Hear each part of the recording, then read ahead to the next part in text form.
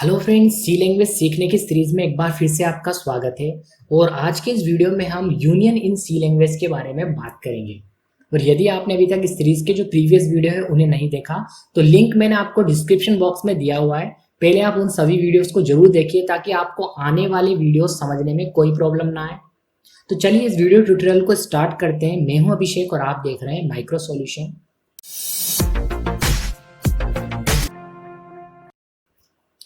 Friend, video देखना start करने से पहले यदि आप इस चैनल पर नए आए हैं तो हर बार की तरह मैं आपसे कहना चाहूंगा कि नीचे आ रहे रेड बटन पर क्लिक करके चैनल को सब्सक्राइब कर लीजिए। साथ ही बेल आइकन बटन दबाकर ऑल नोटिफिकेशन जरूर सेलेक्ट करिए, क्योंकि जब भी मैं आपके लिए वीडियो अपलोड करूं तो उसका नोटिफिकेशन सबसे पहले आपको मिल जाए और आप मेरा वीडियो सबसे पहले देख लें। देखिए फ्रेंड, यदि हम यूनियन इन सी लैंग्वेज की बात करें तो यूनियन और इससे पहले मैंने आपको एक कंसेप्ट पढ़ाया था, वो था स्ट्रक्चर का। दोनों सेम ही होते हैं। स्ट्रक्चर और यूनियन को बनाने का तरीका सेम है, एक्सेस करने का तरीका सेम है, सब कुछ सेम है। तो फिर आप सोच रहे होंगे कि अगर सब कुछ सेम है तो फिर यूनियन बनाया ही क्यों, हम स्ट्रक्चर का भी तो यूज कर सकते थे। बट फ्रेंड, कुछ ना कुछ तो डिफरेंस होगा, तभी तो यूनियन बनाया गया। तो वो डिफरेंस, एक छोटा सा डिफरेंस है, वही आज हमें इस वीडियो के अंदर समझना है। तो देखिए वो छोटा सा डिफरेंस क्या है।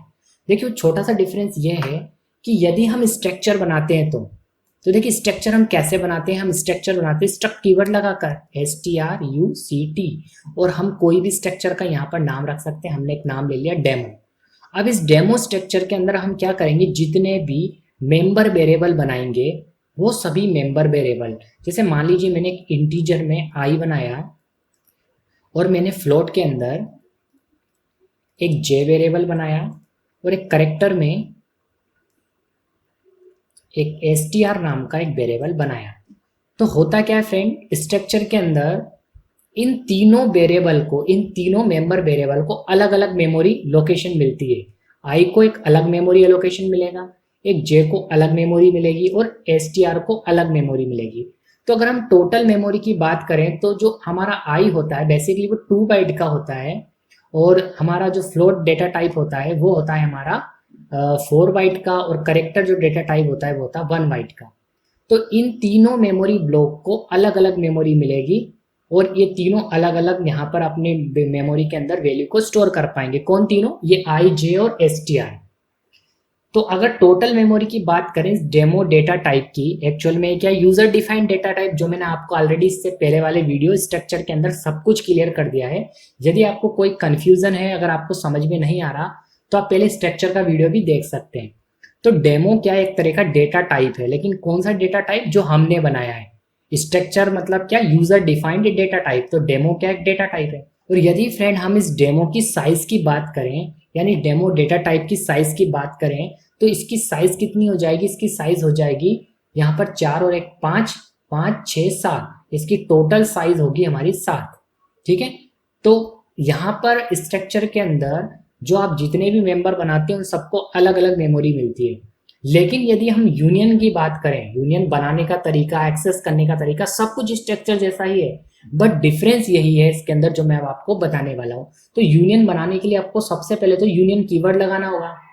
ठीक है। तो हमने सबसे पहले यूनियन कीवर्ड लगा दिया और उसके बाद आपको जो भी यूनियन का नाम रखना है वो आप रख लीजिए। मैंने डेमो रख लिया वापस से एग्जांपल में। और इसके अंदर देखिए होगा क्या, अगर आप इसके अंदर यही तीनों मेंबर वेरिएबल वापस बनाते हैं, कौन से, आई, जे और STR, तो देखिए होगा ये कि इन तीनों को एक ही मेमोरी मिलेगी। मतलब इन तीनों के लिए एक ही मेमोरी बनेगी। और वो मेमोरी कौन सी होगी, जो सबसे बड़ा डाटा टाइप वाला वेरिएबल होगा, जो सबसे बड़ा डेटा टाइप होगा। सबसे बड़ा डेटा टाइप कौन सा इन तीनों में से, आप देख पा रहे हैं वो है हमारा यहाँ पर फ्लोट। तो ये इसकी जो साइज होगी ना फ्रेंड, वो कितनी हो जाएगी यहाँ पर 4 बाइट। तो 4 बाइट का ये ब्लॉक बन जाएगा, मेमोरी ब्लॉक बन जाएगा। तो यूनियन में सबसे पहला डिफरेंस होता है कि जितने भी आप मेंबर वेरिएबल बनाते हैं उन सभी को एक ही मेमोरी मिलती है। तीनों को एक ही मेमोरी एक्सेस करना है, इन तीनों को एक ही मेमोरी को एक्सेस करना है। जितने भी मेंबर वेरिएबल बनाए सबको एक ही मेमोरी एक्सेस करना पड़ेगा। जबकि स्ट्रक्चर के अंदर तीनों को अलग अलग मेमोरी मिलेगी, जबकि यूनियन में एक ही मिलेगी। और वो एक भी मेमोरी जो होगी वो सबसे बड़ा जो डेटा टाइप होगा ना उतनी साइज वाली होगी। तो यहाँ पर ये 4 बाइट का बन जाएगा। ठीक है। अगर आपने डबल भी लिया होता तो यहाँ पर वो डबल वाली साइज के हिसाब से बन जाता। ठीक। तो यही यूनियन और स्ट्रक्चर में डिफरेंस है, बाकी सब कुछ तो स्ट्रक्चर जैसा ही है। तो यहाँ पर जो मैं आपको एक बात बोल रहा हूँ कि यहाँ पर इसको 4 बाइट मिलेगा, जो सबसे बड़ा डेटा टाइप होगा उतनी ही साइज मिलेगी। इस बात को हम एक प्रोग्राम से प्रूफ करते हैं कि जो मैं बोल रहा हूँ वो सही है। तो चलिए, एक प्रोग्राम मैंने आपके लिए ऑलरेडी बनाकर रखा हुआ है, वो मैं आपको कंपाइल एंड रन करके दिखाता हूँ। देखिए फ्रेंड, इस एग्जाम्पल में मैंने क्या किया, एक डेमो नाम का वही यूनियन बना लिया और इसके अंदर 3 मेंबर वेरिएबल बना लिए, एक इंटीजर में आई, फ्लोट में एफ और करेक्टर में एसटीआर। तो ओबियसली यहाँ पर एक मेमोरी बनेगी और उसकी साइज कितनी होगी, यहाँ पर जितनी फ्लोट की होती है 4 बाइट, क्योंकि सबसे बड़ा डेटा टाइप कौन सा है यहाँ पर, फ्लोट। तो 4 बाइट का एक ब्लॉक बन जाएगा, एक बड़ा वेरिएबल बन जाएगा, ठीक है। और इन तीनों वेरिएबल को उसे ही एक्सेस करना है, जैसा कि अभी हमने समझा था। तो यहाँ पर देखिए, जैसा कि स्ट्रक्चर के अंदर हमें क्या करना पड़ता है, एक वेरिएबल बनाना पड़ता है, किस टाइप का, जिस टाइप का हमने स्ट्रक्चर बनाया था, यानी हमने यूजर डिफाइंड डेटा टाइप बनाया था, उसी तरह से हमने यहाँ पर एक वेरिएबल बनाया। तो डेटा क्या है, एक वेरिएबल है। तो इस वेरिएबल को क्या देना पड़ेगा, एक टाइप। तो इसका टाइप हमने क्या रख दिया, डेमो। डेमो टाइप का एक डेटा क्या है, एक वेरिएबल बना लिया हमने। बिल्कुल सेम है, स्ट्रक्चर जैसा ही सब कुछ करना है, कोई भी डिफरेंस नहीं है। डिफरेंस मैं आपको ऑलरेडी बता चुका हूं क्या है। तो यहाँ पर भी हमें वेरिएबल बनाना पड़ता है और उसका टाइप हमें वही रखना पड़ेगा जो हमने ऊपर बनाया है, क्योंकि ये क्या है, डेटा टाइप है। ओके, तो डेमो टाइप का हमने एक डेटा वेरिएबल बना लिया। अब हमने क्या करा, हमने यहाँ पर एक साइज ऑफ क्या होता है, एक ऑपरेटर होता है, एक साइज ऑफ ऑपरेटर होता है जो किसी भी डेटा टाइप की साइज निकालकर हमें बता देता है। यदि हम इसे हमारे प्रोग्राम में यूज करते हैं और जो भी डेटा टाइप हम इसके ब्रैकेट में लिखते हैं उसकी साइज बता देता है। ओके, तो यहाँ पर मैंने प्रिंटफ में एक सिंपल लाइन प्रिंट कर ली, memory size occupied by demo, और हमने बाहर साइज ऑफ ऑपरेटर का यूज करा और हमने बोला कि जो डेमो हमारा डाटा टाइप है जो हमने बनाया है, यानी यूजर डिफाइंड डेटा टाइप है, उसकी साइज बता दो। आप यहाँ पर इंटीजर की साइज, फ्लोट की साइज, करेक्टर की साइज पता कर सकते हैं। एक अलग से प्रोग्राम बनाइए, आपको पता लग जाएगा साइज ऑफ ऑपरेटर का यूज क्या है। आप किसी भी डेटा टाइप की साइज पता कर सकते हैं। ओके, तो हमारा डेमो भी क्या है, डेटा टाइप है, तो इसकी साइज क्या है वो ये हमें बता देगा। तो आपको जैसा कि मैंने बोला था, जो सबसे बड़ा डेटा टाइप वाला वेरिएबल होता है उतनी ही साइज हमारे यहाँ पर इस डेटा टाइप को मिल जाती है। तो जो आपने यहाँ पर यूनियन बनाया है उसके अंदर सबसे बड़ा जो डेटा टाइप है वो है हमारा फ्लोट, तो इसकी साइज ऑब्वियसली 4 है। ठीक है, तो यहाँ पर देखिए आउटपुट में 4 आने वाला है। जैसे मैं इसे कंपाइल एंड रन करता हूँ, तो यहाँ पर देखिए एग्जीक्यूट में जा रहा हूँ और कंपाइल एंड रन कर देता हूँ, तो देखिए हमारे सामने आउटपुट आ चुका है। और आउटपुट में देखिए यहाँ पर 4 आ रहा है, और 4 क्यों आ रहा है मैं आपको ऑलरेडी समझा चुका हूँ। तो आई थिंक आपको समझ में आ गया होगा ये कंसेप्ट कि इसमें होता क्या है। अब देखिए हम नेक्स्ट एक प्रोग्राम के जरिए आगे के कंसेप्ट को समझते हैं। देखिए मैंने यहाँ पर एक प्रोग्राम वापस से बनाया हुआ है। इस प्रोग्राम के अंदर वही डेमो हमने एक यूनियन बना लिया और उसके अंदर वही 3 मेंबर वेरिएबल है, लेकिन इस बार जो हमारा लास्ट मेंबर वेरिएबल है इसे हमने स्ट्रिंग एरे बनाया है। ओके, एरे टाइप का लेकिन स्ट्रिंग एरे है ये। ओके, तो इसके अंदर देखिए क्या करा हमने, एक ऊपर हमने हेडर फाइल भी लगाई string.h। उसका भी रीजन है क्योंकि नीचे में क्या कर रहा हूँ, इसके नीचे में यहाँ पर str कॉपी फंक्शन का यूज कर रहा हूँ, इसलिए मैंने यहाँ क्या करा, ऊपर ये string.h हेडर फाइल को लगाया हुआ है। ऑलरेडी मैंने आपको स्ट्रिंग वाले चैप्टर के अंदर ये सब सिखा दिया है, तो आप उस वीडियो को भी देख सकते हैं अगर आपको ढंग से और अच्छे से समझना है ये स्ट्रिंग का कंसेप्ट। ये चीज मैं अभी आपको नहीं समझाऊंगा। यहाँ पर हमारा जो पर्पस है वो यूनियन को समझना। तो यहाँ पर हमने देखिए क्या करा, तो देखिए यहाँ तक तो आपको समझ में आ गया कि हमने एक डेमो नाम का यूनियन बनाया और उसके अंदर ये 3 मेंबर वेरिएबल है। ठीक है, अब हमने मेन फंक्शन के अंदर डेमो टाइप का एक वेरिएबल बनाया है डेटा। डेटा वही हमारा वेरिएबल है, उसका डेटा टाइप क्या है, डेमो।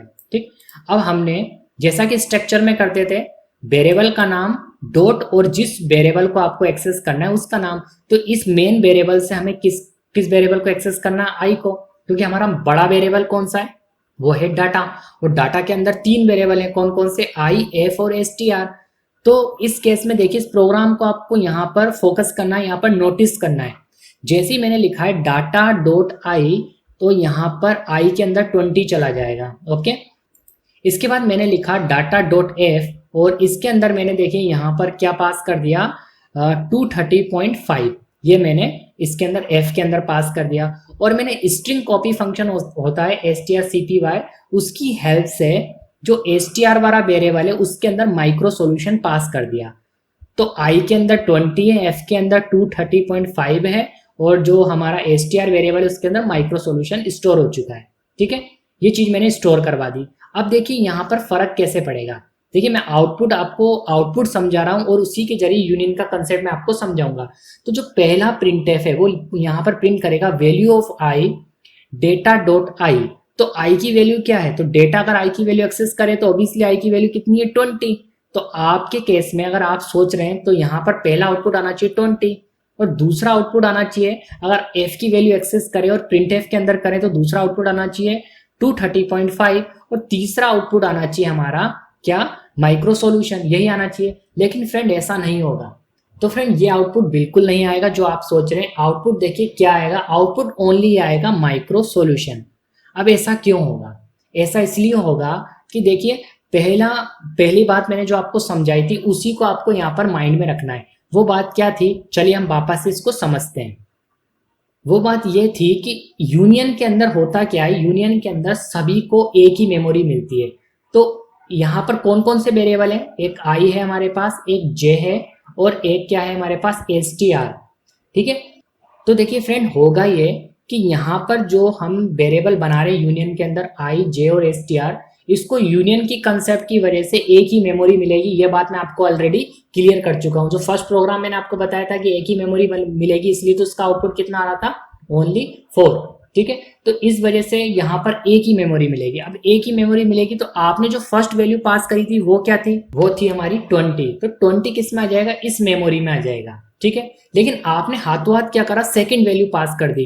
तो आपको मालूम है कि वेरिएबल का कंसेप्ट ये होता है कि वेरिएबल की वैल्यू ओवरराइट हो जाती है। तो जैसे ही आपने सेकंड वैल्यू पास करी तो 20 हटा और क्या आ गया 230.5 ये आ गया।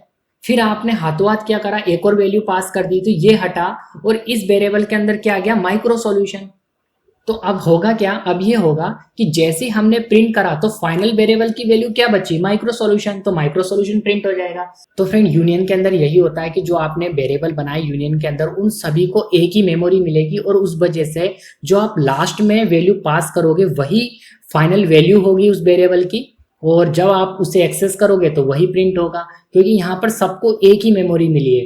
तो इन तीनों को इसी को यूज करना है। तो जो लास्ट में हमने भेजा था str के अंदर वो इसके अंदर चला गया, इसलिए इसका फाइनल आउटपुट क्या आएगा, माइक्रो सॉल्यूशन आएगा। लेकिन स्ट्रक्चर के केस में ऐसा नहीं होता, स्ट्रक्चर में सबका अलग अलग आउटपुट आता है, ठीक है। तो चलिए हम उस प्रोग्राम को कंपाइल एंड रन कर देखते हैं कि सही में यही आउटपुट आता है या नहीं।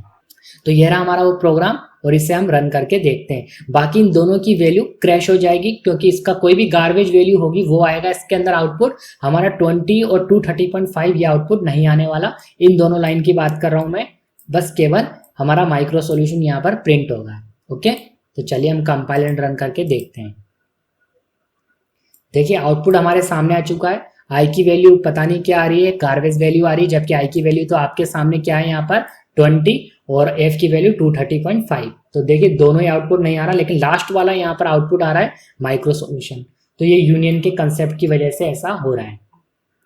अब यदि देखिए हम हाथों हाथ अगर प्रिंट कर लें कि जब हम वैल्यू भेज रहे हैं उसी समय अगर हम प्रिंट कर लेते हैं तो वो ओवरराइट होने से पहले ही प्रिंट हो जाएगी। तो यदि आप ऐसा करना चाहते हैं, इन वैल्यूज को यूज करना चाहते हैं, तो आपको ओवरराइट होने से पहले ही प्रिंट करना पड़ेगा। तो वो देखिए मैंने नेक्स्ट एग्जांपल में किया हुआ है कि जब मैंने आई की वैल्यू 20 करी, यानी आई में जब वैल्यू 20 पास करी उसी के जस्ट बाद मैंने प्रिंट एफ लगाकर आई की वैल्यू को प्रिंट भी कर लिया। देखिए यहाँ पर डेटा डॉट आई, प्रोग्राम वही है, पूरा प्रोग्राम वही है जो ऑलरेडी आपको अभी मैंने दिखाया, सब कुछ सेम है। ऊपर देख लीजिए आप एक बार, वही हमने यहाँ पर डेटा को डेमो टाइप का बना लिया, बाकी सब कुछ सेम है। लेकिन आपने जो पहली वैल्यू पास करी थी आई के अंदर 20, उसी के जस्ट बाद हमने यहाँ पर प्रिंट कर लिया।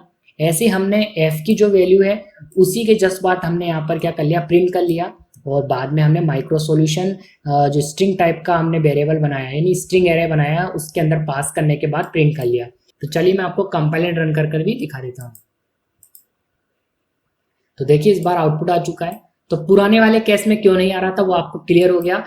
तो फ्रेंड देखिए यूनियन और स्ट्रक्चर में क्या डिफरेंस होता है, मैं एक बार और क्लियर कर रहा हूँ जल्दी से कि स्ट्रक्चर के अंदर तो जो मेमोरी बनती है वो सबको अलग अलग मिलती है। आप जितने भी मेंबर वेरिएबल बनाएंगे सबको अलग मेमोरी मिलेगी। लेकिन यूनियन के अंदर आप जितने भी मेंबर वेरिएबल बनाएंगे उनमें से जो सबसे बड़ा डाटा टाइप वाला मेंबर वेरिएबल होगा उतनी ही साइज का एक मेमोरी ब्लॉक बन जाएगा और सभी को उसी मेमोरी ब्लॉक को एक्सेस करना होता है। तो उसकी वजह से क्या फर्क पड़ता है वो चीज आप इस प्रोग्राम से देख चुके हैं। वैसे मैं आपको एक बात बता देता हूँ फ्रेंड कि जो यूनियन वाला कंसेप्ट होता है इसका ज़्यादा यूज़ नहीं किया जाता, इसका ज़्यादा यूज़ लो लेवल प्रोग्रामिंग में किया जाता है। सी लैंग्वेज में सबसे ज़्यादा यूज़ स्ट्रक्चर का ही किया जाता है यदि आपको कुछ इस तरह का काम करना है। तो फिर भी ये एक चैप्टर होता है, इसलिए मेरा पढ़ाना फ़र्ज बनता है, तो मैंने आपको ये यूनियन वाला कंसेप्ट सिखा दिया। तो आई होप फ्रेंड आपको वीडियो पसंद आया हो। यदि आपको वीडियो पसंद आए तो इस वीडियो को लाइक जरूर करिए। लाइक करने से मुझे आगे आपके लिए वीडियो बनाने के लिए मोटिवेशन मिलती है। और यदि आपने अभी तक इस चैनल को सब्सक्राइब नहीं करा तो चैनल को सब्सक्राइब भी कर लीजिए और इस वीडियो को शेयर करिए ताकि और लोग भी इस कंसेप्ट को समझ पाए। Thanks for watching.